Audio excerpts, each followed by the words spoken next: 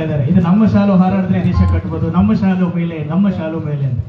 ಆದ್ರೆ ನಾವೆಲ್ಲ ಸೇರಿ ಹೇಳಬೇಕು, ಈ ಭಾರತ ದೇಶವನ್ನ ಕಟ್ಟಬೇಕಾದ್ರೆ ನಿಜವಾಗ್ಲೂ ಹಾರಾಡಬೇಕಾಗಿರೋದು ಹಸಿರು ಶಾಲು ಹಾರಾಡಿದ್ರೆ ಮಾತ್ರ ಈ ದೇಶವನ್ನ ಕಟ್ಟೋದಕ್ಕೆ ಸಾಧ್ಯ ಆಗುತ್ತೆ ಅಂತ ಎಲ್ಲ ರೈತರಿಗೆ ನಾವು ಮತ್ತೊಮ್ಮೆ ಈ ಒಂದು ವೇದಿಕೆ ಮುಖಾಂತರ ಅಭಿನಂದನೆ ಸಲ್ಲಿಸ್ತಾ, ಹಸಿರು ಶಾಲು ಹಾರಾಡಲಿ,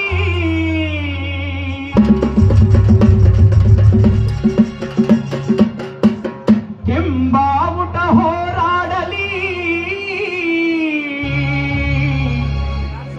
ನೆಲಮುಗಿಲು ಒಂದಾಗಲಿ, ನದಿ ಸಾಗರ ಕೆಂಪಾಗಲಿ, ಬೆಟ್ಟಗಳು ಬುಸುಗುಟ್ಟಲಿ,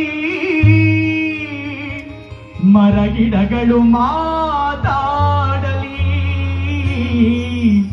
ಮರಗಿಡಗಳು ಮಾತಾಡಲಿ. ಹೇ ಹೇ ಹೇ